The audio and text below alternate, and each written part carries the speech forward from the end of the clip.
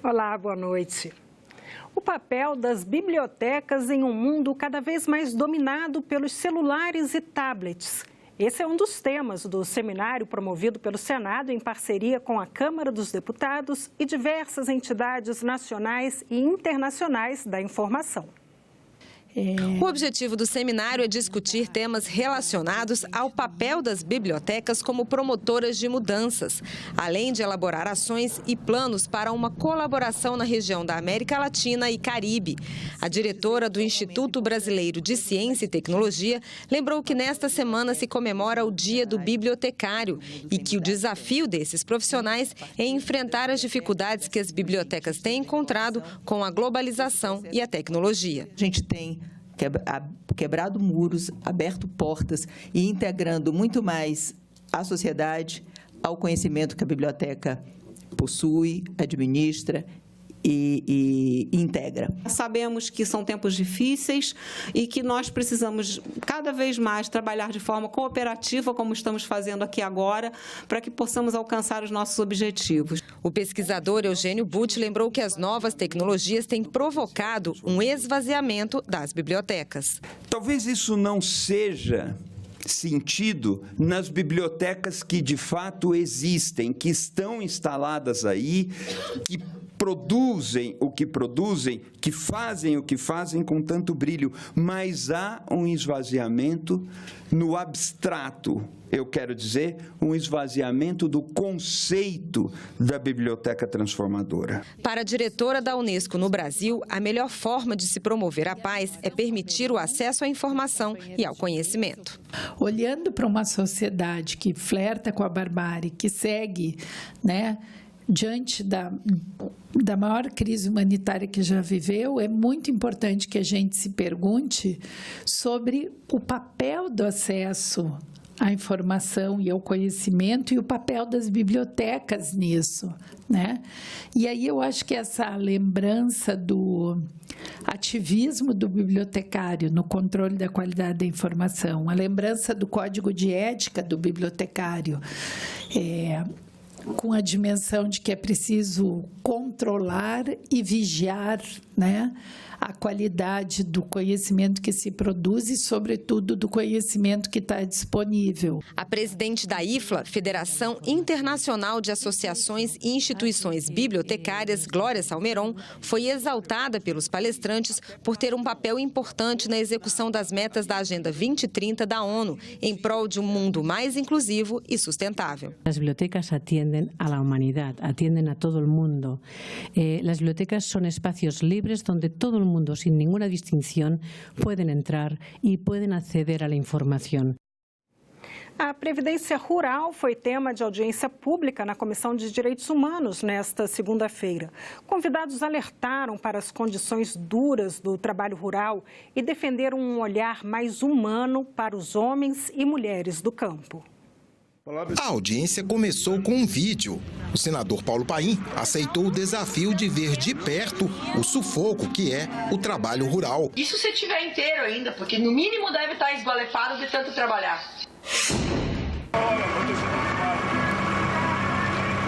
Para os debatedores, o trabalho no meio rural tem características bem diferentes do meio urbano. As mudanças propostas pelo governo podem dificultar ainda mais a concessão do benefício ao trabalhador rural. A expectativa de vida ela varia muito nesse país. A média hoje se coloca em 70, 71 anos, mas nós temos municípios no Brasil que a expectativa de vida da população não passa aí os 60, 63 anos de idade. E se para o homem do campo a perspectiva não é boa, para a trabalhadora rural é pior. Todas as trabalhadoras que estão no campo hoje, 70% começou a trabalhar com menos de 14 anos de idade. Na regra atual, para essas mulheres se aposentarem, elas já teriam que trabalhar em torno de 41 anos de atividade penosa, intensa. Ao propor aumento para 60 anos, nós estamos falando em mais 5 anos, 46 anos de trabalho no campo. São as mulheres que se dedicam ao trabalho do campo e da casa. É muito raro ver homens se dedicarem a um trabalho da casa no meio rural. Então, por isso, é absurdo pensar na igualdade de idade entre homens e mulheres no meio rural. O impacto não seria só para trabalhadores. Os pequenos municípios teriam muito a perder com as mudanças propostas. A Seguridade Social também é uma das melhores formas de distribuição de renda. A gente precisa ter esse olhar. E a economia, muitas vezes, ela se movimenta nos pequenos municípios no dia de pagamento da Previdência Social.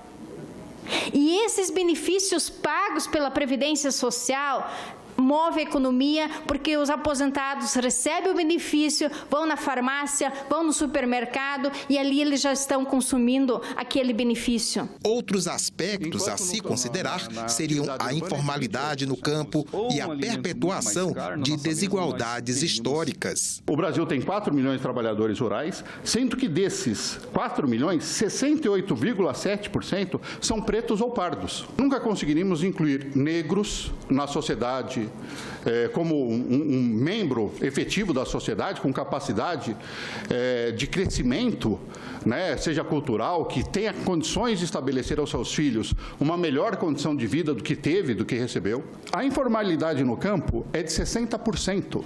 Enquanto na atividade urbana é de 28%. Uma das coisas que mais perguntam para a gente é assim, mas se agricultor familiar, vocês sempre falam, né, tratam naquela visão de que vocês são coitadinhos, excluídos, que vocês sofrem tanto, então por que vocês continuam? Porque a primeira questão é, a agricultura familiar não é só um modo de produção, é um modo de vida. Porque se não fosse a resistência dos nossos antepassados, inclusive, dos nossos avós, bisavós e dos nossos pais, se não fosse a resistência desse povo, hoje nós certamente teríamos ou um alimento muito mais caro na nossa mesa, ou nós teríamos ausência de alimento para alimentar a nação brasileira. A Comissão de Assuntos Econômicos pode votar na reunião desta terça-feira, às 10 horas da manhã, projeto que permite ao trabalhador sacar o Fundo de Garantia do Tempo de Serviço, o FGTS, para quitar imóvel de parentes de primeiro grau, como pai, mãe e filhos. Entre as situações previstas na lei para que o trabalhador possa sacar os recursos do FGTS estão a demissão sem justa causa, o pagamento de prestações de imóvel adquirido por ele ou a quitação do saldo devedor ao sistema financeiro de habitação, no caso de doenças como câncer ou AIDS, ou quando o titular da conta completar 70 anos. O projeto acrescenta 3 possibilidades à lei: a quitação ou amortização de saldo devedor de imóvel adquirido no âmbito do sistema financeiro de habitação por parente de primeiro grau do trabalhador, como pai ou filho. A quitação ou amortização de dívidas vinculadas a imóvel rural que pertence ao trabalhador ou a seus parentes de primeiro grau e ainda para a compra de imóvel que esteja no inventário da própria família. O projeto tem relatório favorável do senador Eumano Ferrer. Outra proposta na pauta da comissão assegura aos radialistas piso salarial fixado com periodicidade mínima anual por convenção ou acordo coletivo de trabalho. O Senado vai ter uma subcomissão temporária para debater e avaliar a efetividade das despesas públicas e das medidas de governança e combate à corrupção. O novo grupo, com 3 senadores titulares e 3 suplentes, pertence à Comissão de Transparência, Governança, Fiscalização e Controle e Defesa do Consumidor. O objetivo é monitorar e analisar o desperdício de dinheiro público e a qualidade dos gastos do governo. A subcomissão vai funcionar por 1 ano. A gente vê um prejuízo para o país, tanto a corrupção, mas também a má utilização dos recursos públicos.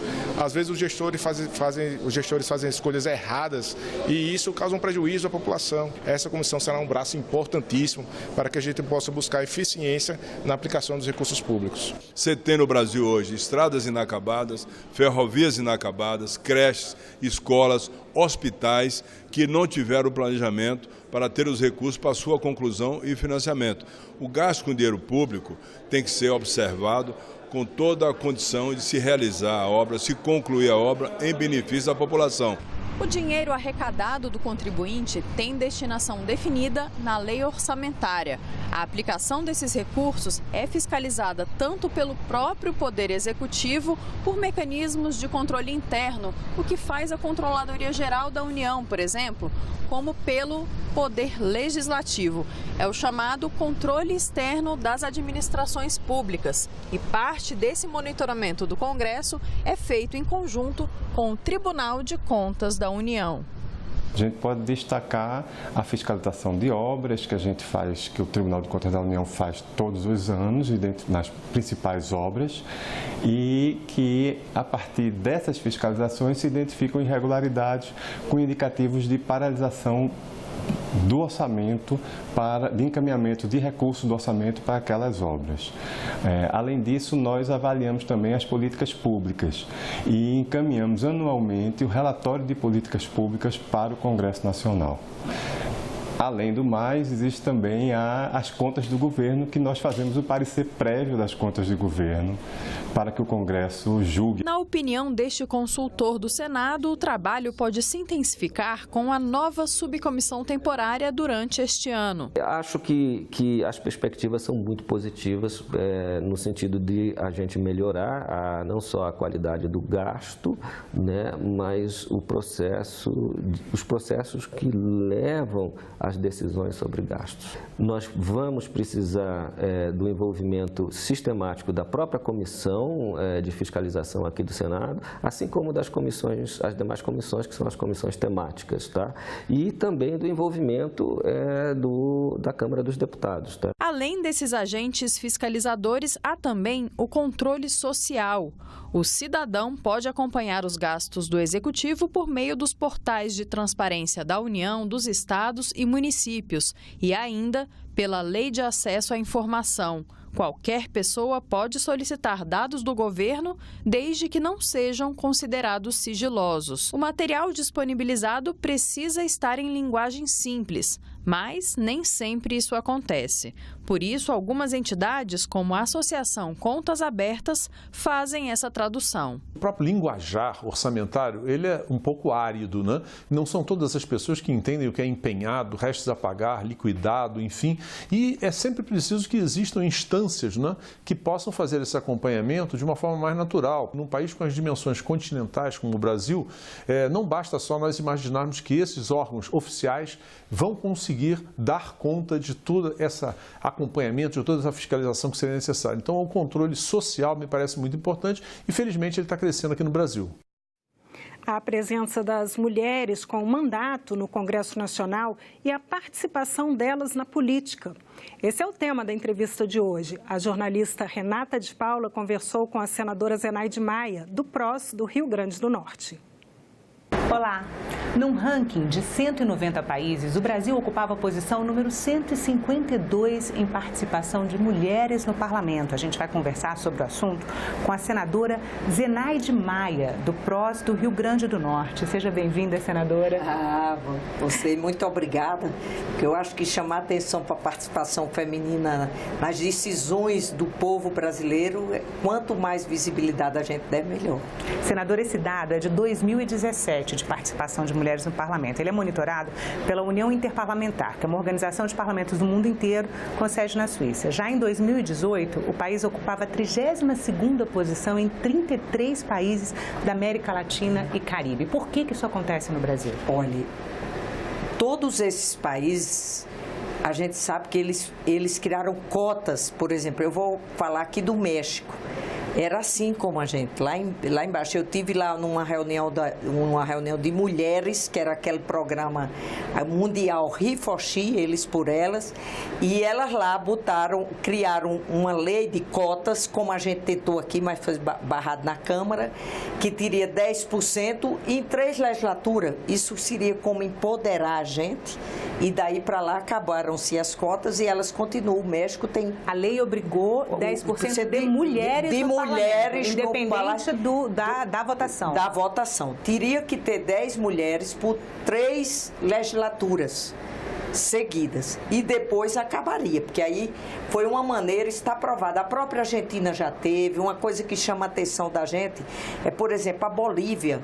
Quando eu estive em Nova York, no parlamento, na ONU Mulher, o que chamava atenção, por exemplo, eles tinham um problema que a gente não tem aqui.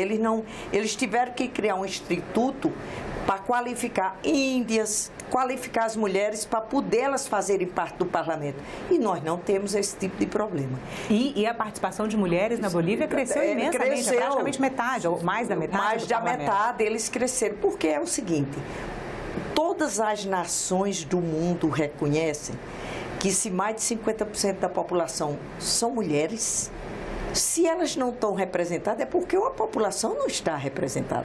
Se você tem aqui 10%, 11% do Senado brasileiro de mulheres, é claro que mais da metade da população brasileira não está representada numa casa de uma importância fundamental como é o Congresso Nacional. Renata, eu sou médica de formação da universidade e eu costumo dizer isso para ver se eu estimulo nós, mulheres com 3 expedientes, entrar na política. O que é que faz você pensar nisso? Eu, como médica, já fui secretária de saúde de uma cidade da Grande Natal, São Gonçalo do Amarante, eu posso ajudar, fazer um trabalho social, mas o meu alcance é muito pequeno como pessoa física. Se você realmente quer ajudar a sua cidade, o seu estado ou o seu país, tem que ser através da política. Essa casa, esse congresso, eu digo que é poder demais. Você faz a lei, aprova a lei. Se o presidente vetar, você ainda pode derrubar o veto. Você diz qual o salário do trabalhador. Você determina com que idade ele vai se aposentar, quantas horas ele vai trabalhar por semana. E diz mais que, às vezes, a maioria da população não observa. Ele diz qual o medicamento, o alimento, ou a vacina que pode ir para a prateleira ou estar no seu posto de saúde para você adquirir comprando ou pelo SUS.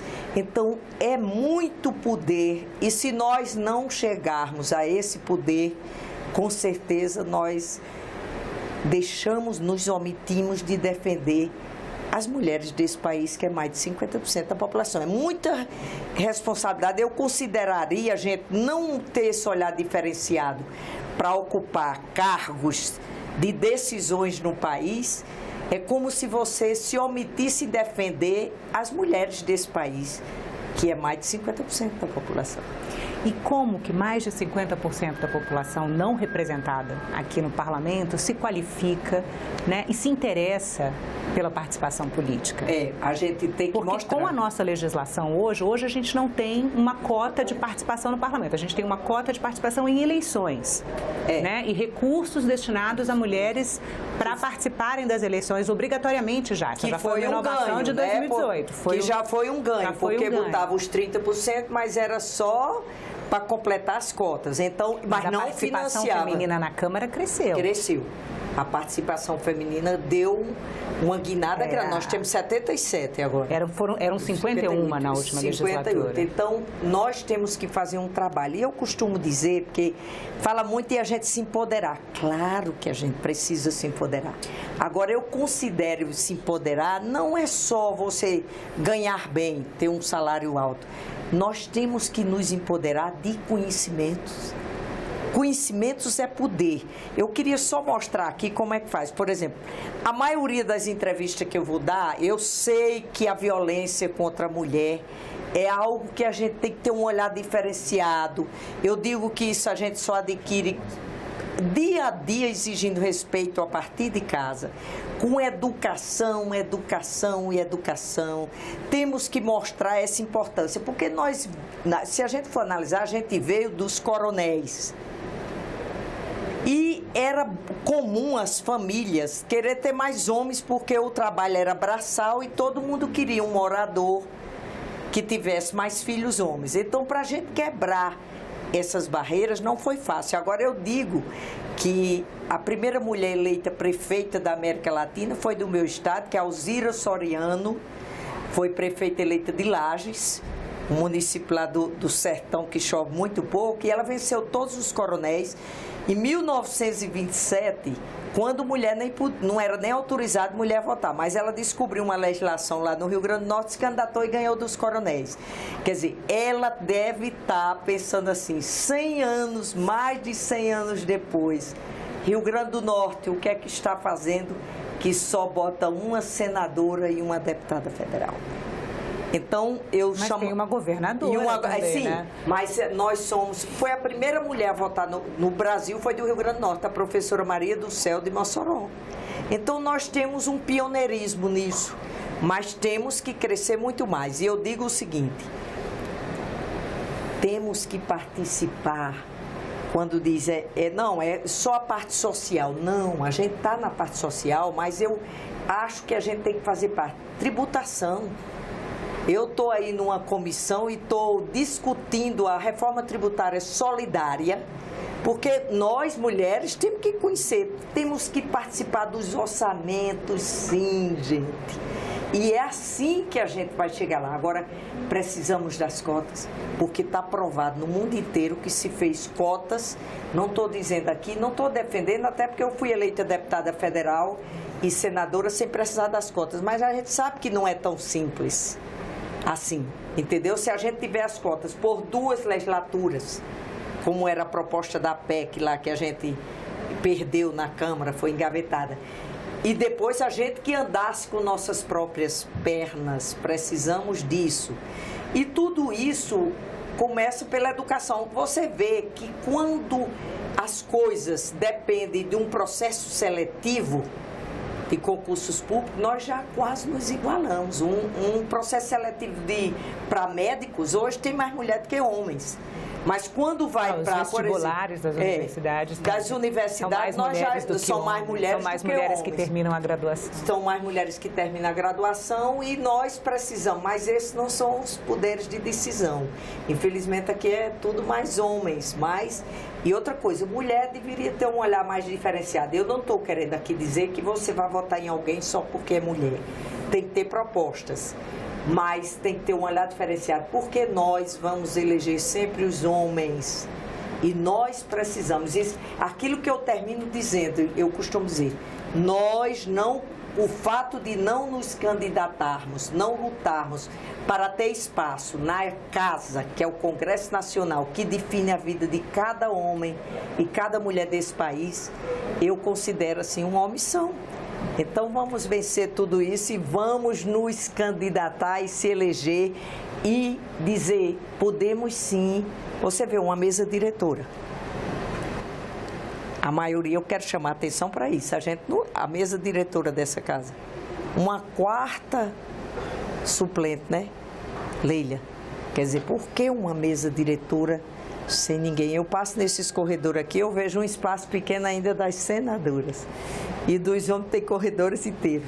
Então, nós precisamos reverter e precisamos lutar pelas cotas. Nós temos que voltar a isso. Senadora, e como as estruturas partidárias podem ajudar ou atrapalhar, né, a participação das mulheres? Porque a senhora está falando muito do que a mulher tem que fazer, mas existe toda uma estrutura para favorecer ou impedir a participação política que independe da ação das mulheres, né? É isso que eu estou dizendo. Mas, por exemplo, é como você diz, como a gente está em minoria aqui, quando se formam os blocos, a gente tem minoria. Mas outra coisa que a gente enfrenta, a gente tem nosso partido, mas tem a pauta feminina, porque na Câmara eu dizia muito, olha, quando a pauta for de interesse feminino, que não é tão pouco interesse, que é no mínimo para mais de 50% da população, temos que dizer ao partido, com todo o respeito, mas isso aqui eu vou votar com a pauta feminina. Aliás, eu costumo dizer que todos têm partido, mas existe um maior que é o povo, né? O partido mesmo é o povo brasileiro, então você tem que ter muita segurança nisso. Mas eu costumo dizer que eu sou uma mulher de fé. E fé para mim é insistir, persistir e nunca desistir. Isso não é motivo da gente estar quase no último lugar.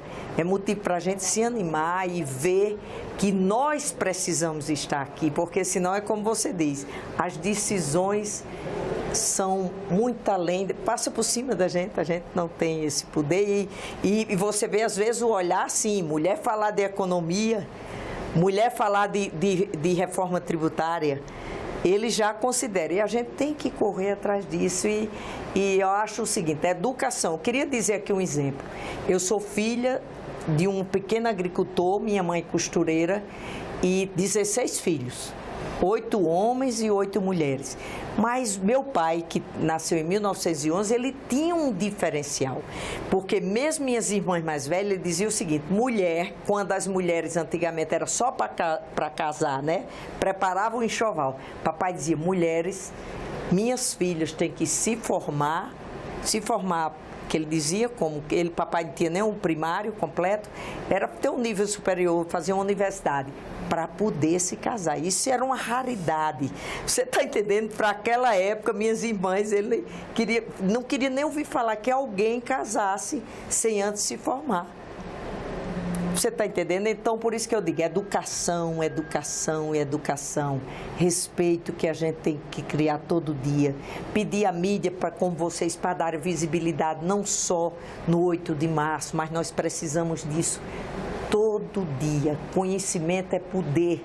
E com essa visibilidade, a gente protege nossas mulheres da violência, de tudo. Mas temos que ter cadeiras nos locais decisivos. Quantas ministras a gente tem? 2. Aí você vê o seguinte, um país como os países mais desenvolvidos, a Suíça, eles já foram mais longe. O parlamento não existe alternativa, é 50%, os ministérios é 50% e eles estão chegando à iniciativa privada, incentivando as empresas que botam mulheres, porque sabe que nós somos capazes, né? Senadora, muito obrigada pela entrevista. A gente conversou com a senadora Zenaide Maia, do PROS, do Rio Grande do Norte. E nós ficamos por aqui. Você pode rever as reportagens desta edição na nossa página na internet, senado.leg.br/TV. Muito obrigada pela companhia. Continue sintonizado aqui na TV Senado.